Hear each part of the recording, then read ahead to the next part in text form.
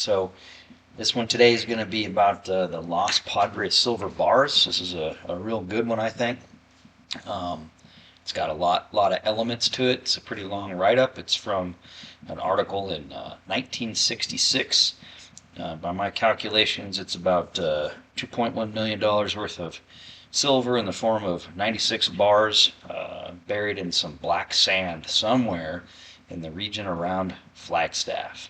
And so, of course, this is not to be confused with the Lost Padre mine.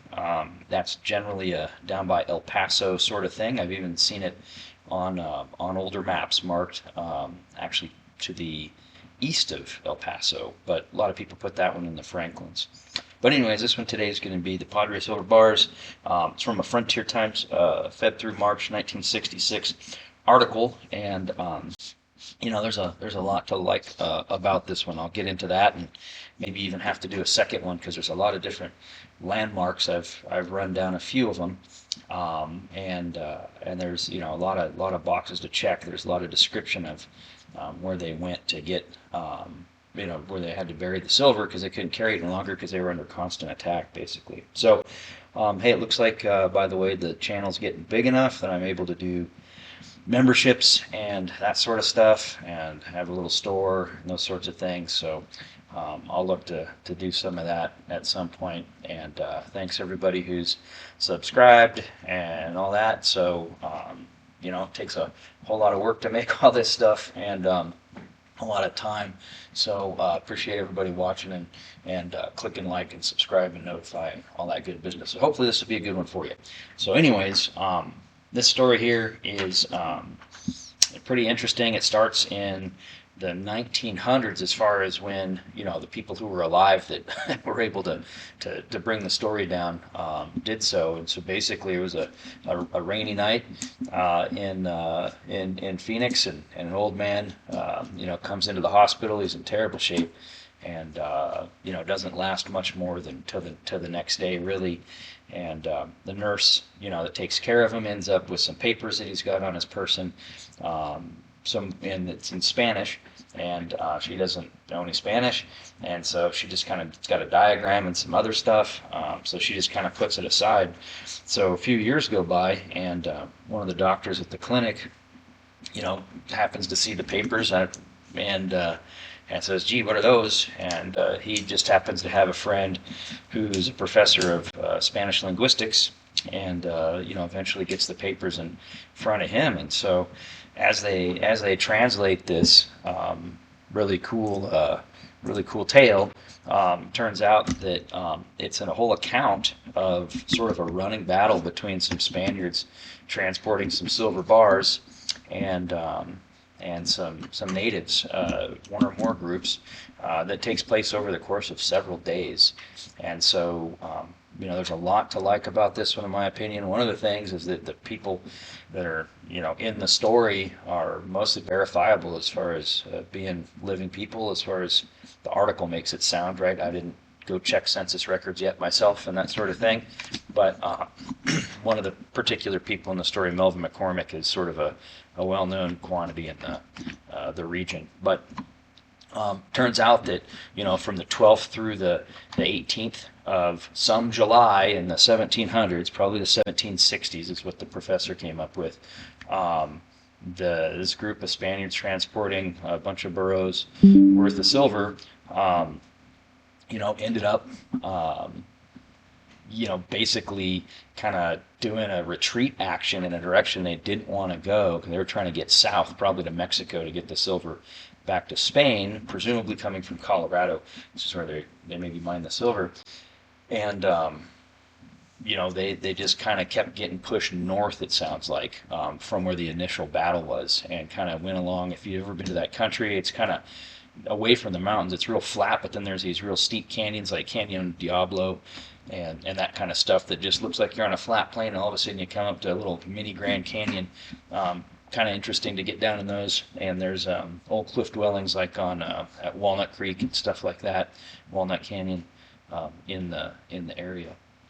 So There's a real great account if you read the article about where they camped, which direction they went, how far they think they went, and all that kind of stuff. They talk about the hills of Sierra San Francisco, so that's the San Francisco Mountains, probably around Flagstaff is where people put it, and also they talk about the pass of the Mogollons. They talk about which is interesting because Mogollon was a governor in the New Mexico region at one point, and apparently a fairly popular fellow, and that's where that name comes from.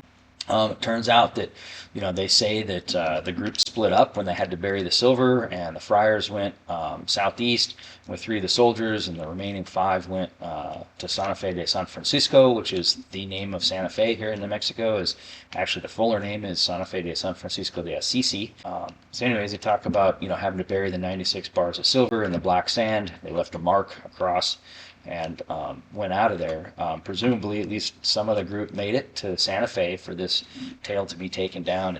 And so that's where Jose Chavez comes in. He's the originator of all this. He was apparently worked he was a leather worker, and he worked restoring books in Santa Fe at a church up there in the 1880s. And apparently somebody checked into him and found out that he was kind of known around Albuquerque, so that's not too far away from Santa Fe. But he's the one that was the old man that ended up with the map, and the nurse got it, and then the doctor saw it, and the professor got involved, and so they searched for it for a number of years. And it's totally worth reading this whole article. I'm just paraphrasing here, and so they looked for a number of years. They employed some locals. By employed, they kind of teamed up with them.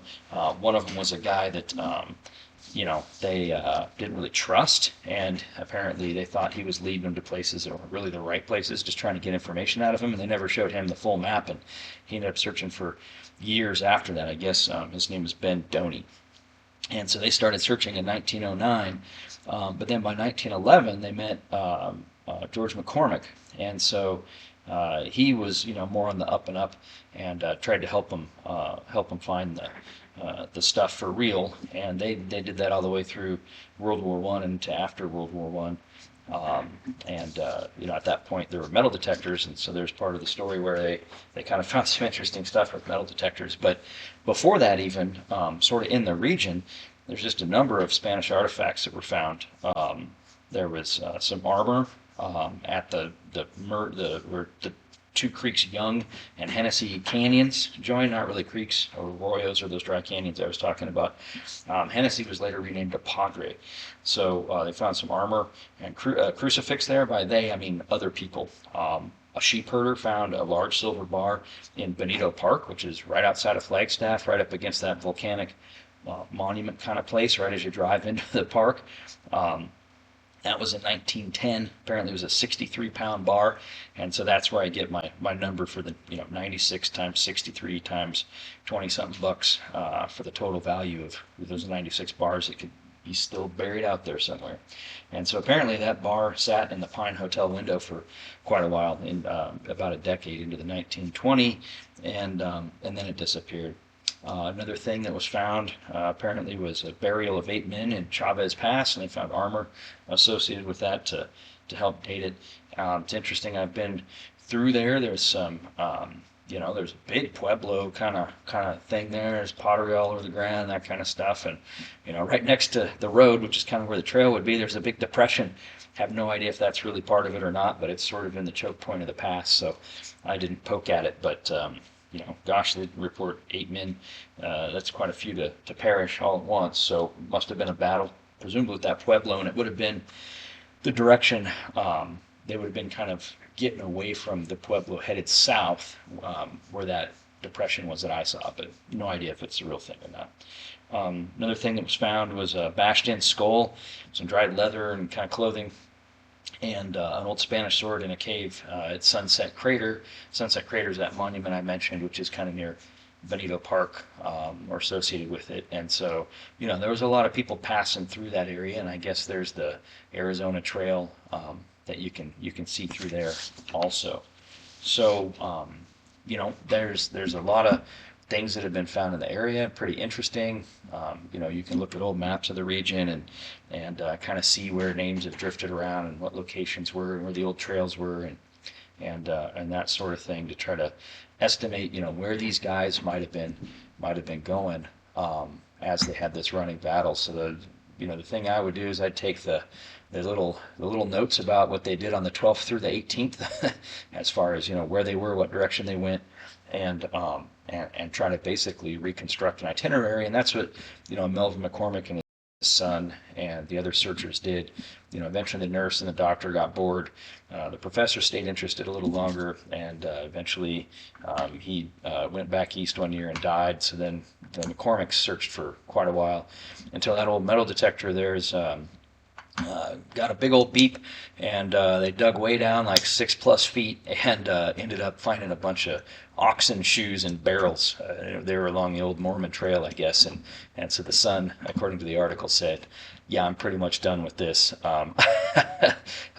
You can keep searching, Dad, but I'm pretty done." So I guess that Ben Doney maybe. And there's I guess a Doney crater named after him maybe. He dug some like amazingly huge holes, trying to find all this stuff over the years, and he persisted, I think, probably up until his days were done. So it's a pretty good one because it's in a logical location of travel. There's an itinerary of what day they were where. There's some good landmarks, like lava ledge, the black sand. Sierra Azul. Sierra Azul is just means like Blue Mountain Range or something in Spanish, and that's been a very famous name with the Spanish explorers going way back. So that would have, I put that down kind of more like Prescott area-ish is where the real Sierra Azul is, but others have different theories about that for sure. And there's several other locations where people think this might be. Sierra San Francisco is a little bit ambiguous. There's the San Francisco Mountains in New Mexico, and that name could have been associated with something that's just not even on maps anymore. There's a lot to make sense that it's around Flagstaff for sure, though. So that's where the default searchers are. Some other landmarks are a mountain with a red spot, Indian farms, so some kind of arable land, and then some other markings, a cross, some letters, FES. I mean, you'll see see it in the article by Maurice Kildare, so it's a pretty good little story. Flagstaff's a fun area to explore. I was just through there, plan to go back. As usual, it's a matter of time and money to go do stuff like that, and I've poked at this a few times and it's fun. Just found interesting things just out exploring around looking for this. So there's a real quick one for you. Like I said, channel's getting big enough that can do memberships, and I don't know what people would want for membership or whatever. What would be worth it to you to sign up for, or just to support the channel would be nice, but it'd be nice to give you something digital or tangible. I don't know, I'd like to send people minerals I collect and stuff a couple of times a year from here in the Four Corners region. So that's one thing I'd really like to do, although of course postage and having to get the minerals and stuff, I mean that's more than a $5 a month kind of thing. So have to think about all that. Anyways, hope this is a good one, and go ahead and do some additional research. Read the whole article, it's pretty fascinating, and hope this was a good intro for you, and we will see you all next time.